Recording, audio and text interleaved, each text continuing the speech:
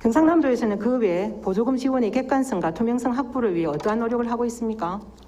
그 먼저 보조금 현재 지원 절차에 대해서 간단한 설명을 드립니다. 보조금 지원처는 아시다시피 보조금 지원 신청자 신청을 하면 사업부서에서 1단계로 먼저 검토를 하고 그 다음에 이제 예산부서에 다시 심의를 합니다. 그리고 최종적으로는 보조금 심의위원회에서 이제 심의하는 단계로 되어 있습니다. 그래서 저희들은 이러한 투명성 확보를 위해서 각 단계별로 일단 객관을 확보하고 있다는 말씀을 드립니다. 먼저 사업부서에서는 보조금 신청 단계에서 보조금 사업자의 적격성과 이중 지원 여부에 대해서 이제 체크를 하고 있고요. 그 다음에 예산부서에서는 보조금 예산 편성 시 성과평가 결과를 반영하고 그 외에 이제 단체의 보조금 신청서를 또한 면밀히 검토합니다. 이후에 이제 보조금 심의위원회에서는 위원님들께서 신청서를 검토해 다시 한번 더 예산 지원에 대한 적절성에 이제 논의하는 단계를 거치고 있다는 말씀드리겠습니다. 앞으로 이제 보조금 지원이 투명하게 지원될 수 있도록 사업부서 및 예산부서 그리고 보조금 심의위원회 실질 검토가 이루어지도록 계속 노력하도록 하겠습니다. 네, 지방재정법 제17조에 따르면 지방자치단체는 소관사무에 대해 재정 보조를 할 수 있도록 되어 있습니다. 또한 지방재정법과 경상남도 지방보조금 관리조례 제4조에 따라 지방보조금 보조는 지방자치단체가 권장하는 사업을 위하여 필요하다고 인정되는 경우 혹은 도가 권장하는 사업으로 주관성을 가질 수 있는 여지가 있습니다. 따라서 우리 도에 지방보조금 사업의 성과평가가 제대로 작동하는지 또 성과평가를 통한 환류 시스템이 제대로 작동하는지를 살펴보았습니다. 지방재정법과 조례에 따라 성과평가는 매년 실시하여야 하며 그 평가 결과는 예산 편성에 반영하도록 되어 있습니다. 자료 14번 올려주십시오. 전북의 경우 지방보조사업 925건의 보조사업에 대한 성과평가를 추진하는 데 있어 성과평가에서 미흡사업에 대해서는 2021년 예산 편성 시 예산액을 삭감하고 2년 연속 미흡 등급 사업은 일몰 적용을 할 방침이라고 밝혔습니다. 실장님께서는 우리 경남도 지방보조금 사업의 성과평가 결과가 예산 편성 시 반영이 잘 되고 있다고 보십니까? 아까 말씀하신 대로 현재 지방보조금 성과평가는 지방재정법 및 저희 행정안전부 지방보조금관리 기준에 의해서 매년 실시하도록 되어 있습니다. 그 결과를 바탕으로 해서 예산 편성에 반영하도록 되어 있습니다. 현재 평가 결과는 매년 우수부터 미흡 등까지 5단계로 구분되고 있으며 현재 미흡 사업에 대해서는 예산 편성에서 10% 이상 보조금을 감액하도록 하는 것을 원칙으로 하고 있습니다.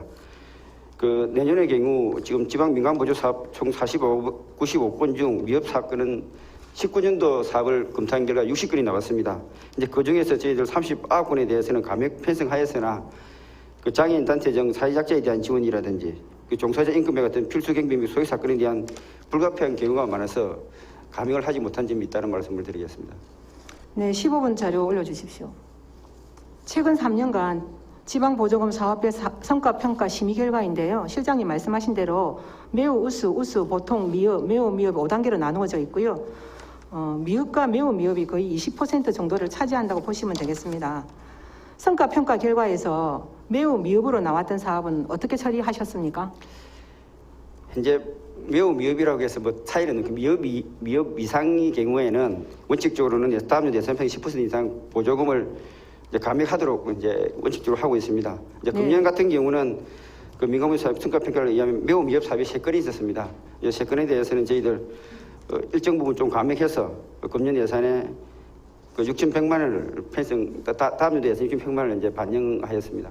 그러니까 말씀은 매우 미흡이나 미흡으로 나왔을 경우에 다음 연도 예산의 10%를 삭감한다는 소리 아닙니까? 10% 이상을, 맞죠? 예, 그렇습니다. 성과평가 결과에서 2년 연속 매우 미흡 사업은 어떻게 처리하셨습니까? 저희들 현재 뭐 반영은 하지는 못했었고요. 현실적으로는 10%의 매우 미흡 2년 연속 나온 거에 대해서는 현재는 규정에서 아까 말씀하신 대로 미흡과 똑같이 10년 이상 계속되었더라도 별도의 구직은 없고 10% 이상만 감액이 되는데 금년도에 내년도 예산에 대해서 저희들 그 심의하는 과정에서 두 건에 대해서 매우 미흡 나온 두 건에 대해서 20% 이상 이번에는 감액한 경우가 있습니다. 16번 자료 부탁드립니다. 16번 자료는 최근 3년간 지방보조금 사업별 성과평가 심의 결과인데 매우 미흡만 제가 모아봤습니다. 매우 미흡이 2018년도에 22건이고요. 그 다음 17번 자료에는 매우 미흡이 2019년 기준으로 14건입니다. 다시 앞장의 16번 자료를 보면 7번 항목에 2018년 농업정책과 민간경상사업보조에 보조 사업명 농업인 단체 해외 연수가 7천만 원으로 예산이 잡혔는데 심의 결과는 매우 미흡입니다. 그러면 차기 연도에 이 사업은 당연히 10% 삭감이 되어야 합니다. 2019년 자료를 보겠습니다. 4번 항에 보면 농업인 단체 해외 연수가 6,700만 원으로 제가 예상하는 10% 이상이면 6,300만 원인데 그에 미치지 못합니다. 다시 16번 자료에서 8번 항에 보면 어린이 농부학교가 있습니다. 어린이 농부학교가 200만 원이긴 하나 매우 미흡으로 나와 있습니다. 그러나 2019년 다시 예산을 보게 되면 10% 삭감이 된 것이 아닌 똑같은 200만 원으로 책정이 되어 있습니다.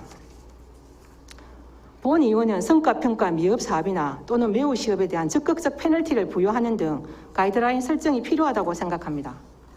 또한 지방보조금의 관행적 예산 편성을 지향하기 위해서 일몰제 평가를 실시해야 합니다. 우리 경남에서는 3년 단위 민간 보조 사업에 대해서 어떤 방식으로 심사를 진행하고 있습니까? 전 위원님께 말씀드렸죠. 지방보조사업 성과평가에 대해서는 그 단년도 평가 외에 법적에 의해서 3년 이상 지속 사업에 대해서도 이제 평가를 하도록 되어 있습니다. 그에 따라서 이제 참고로 이제 평가 절차는 그 사업부서 자체 평가에 대해서 예산부서에서 증명자료 검증을 하고 그리고 검증에 대한 사업부 소명 단계를 거친 후에 이제 보조금 심의에서 심의 절차를 거쳐 이제 최종 결정하고 있는 단계입니다. 이제 평가는 평가의 필요성, 계획적 지평, 계속 지원 필요성 등 28개 지표를 적용해서 3년 이상 지속된 사업에 대해서 현재 관리를 하고 있습니다. 3년 연속 사업에 대해서도 지금 말씀하신 대로 저희들 미흡 3년 금년 같은 경우 3년 연속에 58개 사업에 대해서 미흡이 왔습니다. 이에 대해서 51건에 대해서 예산 요구에 비해서 좀 감행은 하였습니다. 의원님이 원하는 만큼의 그 정도의 감행은 하지 못했다는 말씀을 드리겠습니다. 제가 원하는 만큼이 아니고 실장님 기준에 이미 10% 이상 감액이 된다고 적혀 있는데 그렇게 안 한 거 아닙니까? 10%만큼은 하고 있습니다. 네. 경상남도는 조례에 의거 지방보조금 심의위원회를 설치 운영 중에 있습니다. 자료 18번 주십시오. 이 자료는 경상남도 지방보조금 심의위원회 명단입니다. 총 15명의 위원 중 당연직인 3명, 기조실장, 문화관광체육국장, 복지보건국장 외 위촉직 12명으로 구성이 되어 있습니다. 명단을 보니 총 15명 중 당연직 3분을 제외한 12명 중에 7분이 교수로 위촉되어 있습니다. 개인정보보호법에 따라서 이름도 전공도 기재되어 있지 않아서 그런데 혹시 전공이 어떤 과목입니까? 지금 위촉직 12명, 7분의 교수에 대해서는 이제 사회복지 분야가 3명으로 가장 많고요. 그 외에 이제 문학 콘텐츠, 인문학, 세무, 건축 이렇게 한 분씩 해가지고 총 7분이 되겠습니다. 이 사회복지 분야에 제일 많은 이유는 저희들 현재 민간 보조금 중에 사회복지 분야 현재 30분 이상 참여하다 보니까 이제 사회복지 분야 담당 교수가 많은 것으로 되어 있습니다. 예, 지방보조금이 복지사업과 많이 관련되어 있어서 복지학 전공 교수님도 필요하지만 특히 예산을 심사하는 위원회라 회계를 전공한 분들이나 회계사나 다양한 분야의 전문가들로 구성할 것을 제안합니다.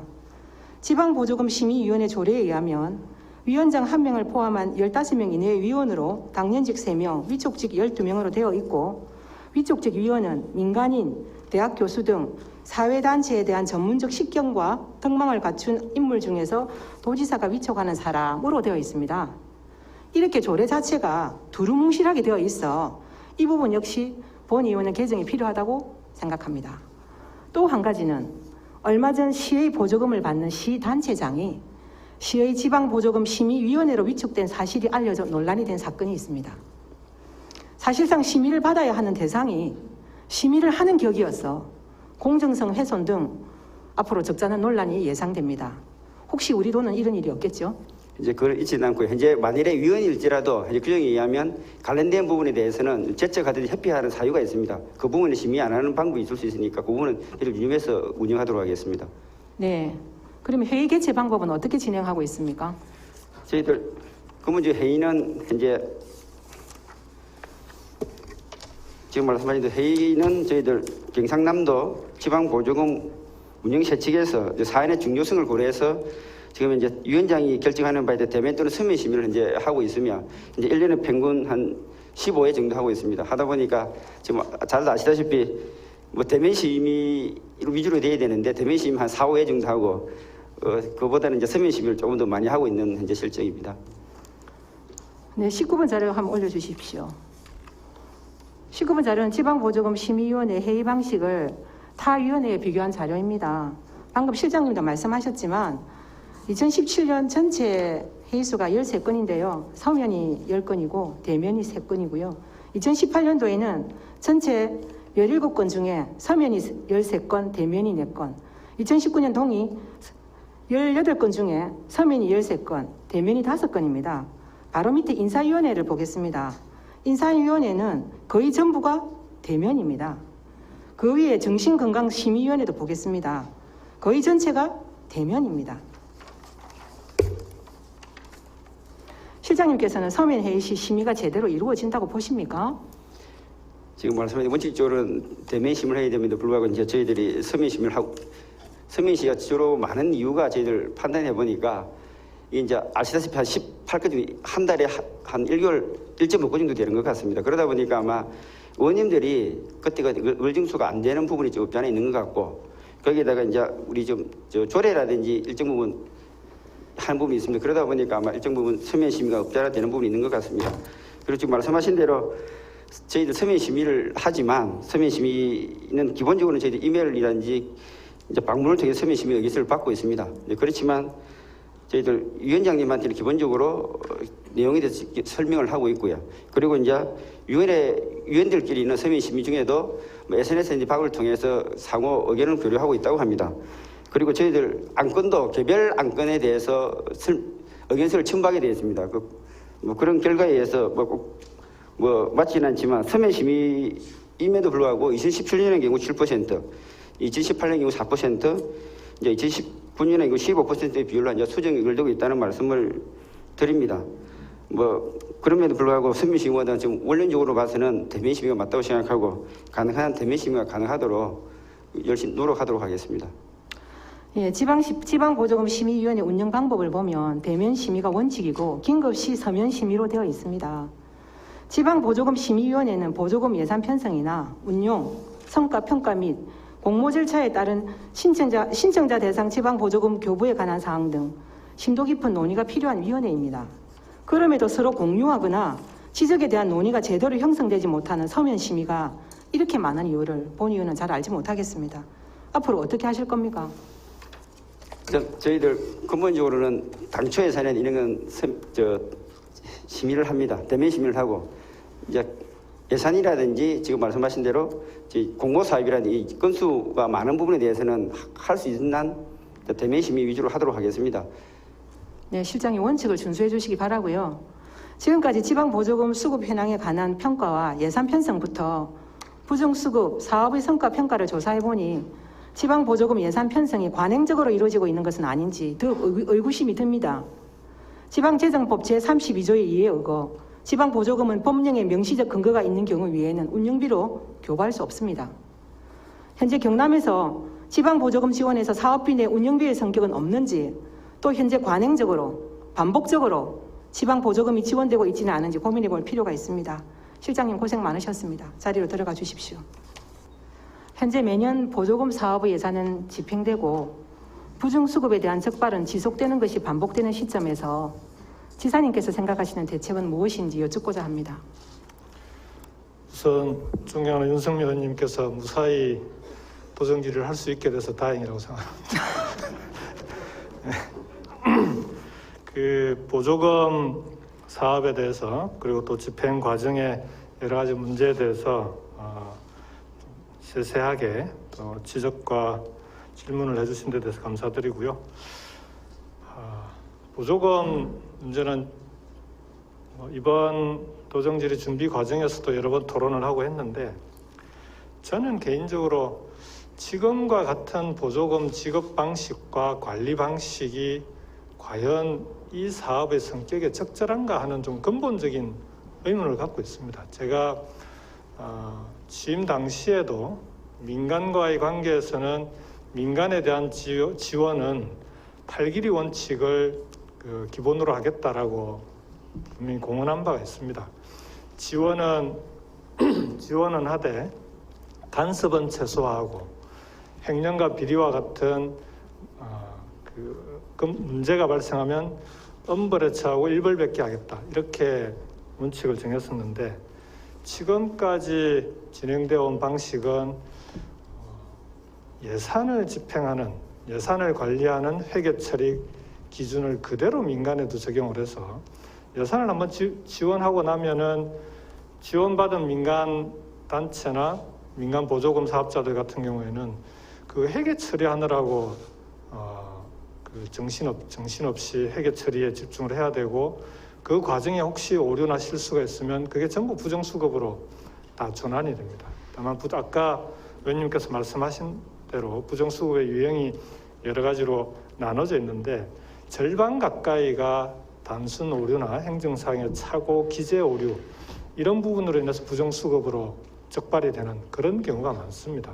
그 외에도 보조금 지원의 목적 이외에 사용으로 인한 기망이라는 경우에도 분명하게 개인적인 착복이나 횡령의 혐의가 있는 기망이 있고, 그러지 않은 경우에는 전체적으로 운영을 해나가면서 개인적인 비위는 없지만 운영 과정에서 애초에 목적 이외에 다른 목적에 사용하게 되는, 그러니까 그것조차도 실제 단체의 운영에 필요한 다른 목적 사업에 사용하게 되는 경우가 있습니다. 그런 경우도 다 기망으로 해서 보조금의 부정 수급으로 다 지적이 됩니다. 그래서 그러다 보니까 보조금의 부정 수급이 계속 발생을 하면 행정에서는 그걸 관리하기 위해서 감사관실의 보조금 감사 담당을 따로 두고 또 신고센터까지 설치하고 신고와 감시, 감사를 강화하는 방식으로 지금까지 진행을 해왔습니다. 근데 민간의 보조금 집행 방식의 여러 가지 문제점이나 이런 부분들에 대해서 개선하는 것이 선차적으로 해결되지 않는 상황에서 감사와 감시, 신고 위주의 관리 방식으로는 이 문제는 해결되기 어렵다고 생각합니다. 그래서 근본적으로 우선은 예산 관리 방식과 회계 처리 방식의 시스템을 해결할 필요가 있겠다. 지금은 너무 복잡하게 돼 있고 세세하게 하나하나 영수증을 다 첨부하게끔 되어 있는 이런 방식으로는 받은 예산에 비해서 그에 부수되는 업무나 여러 가지 처리해야 될 사무가 너무 많아집니다. 그러다 보면 당연히 오류와 실수가 반복되게 돼 있고, 그걸 사전 교육 시에 아무리 교육을 한다 하더라도 그게 지금 현재 보조금 사용 단체나 숫자에 비해서 그런 교육이나 사전 계도가 제대로 저는 적용되기가 쉽지 않다라고 봅니다. 그래서 이 부분은 애초에 보조금을 지원받을 때 투명하게 사용할 수밖에 없는 시스템을 만들어서 오히려 민간이 편리하게 사용할 수 있게끔 만들어주는 것이 근본적인 해결책이다, 이렇게 생각을 하고요. 다만 그 과정에 지금 몇 개 사례와 같이 개인적인 착복, 횡령, 비리 혐의가 명백히 발생하는 경우에는 그 부분은 일벌백계 하는 것이 맞다라고 생각합니다. 그건 원스트라이크 아웃제를 적용해서라도 그런 비리와 횡령이 발생한 경우에는 반드시 일벌백계해서 오히려 보조금 수급에 부정 수급을 방지할 수 있는 그런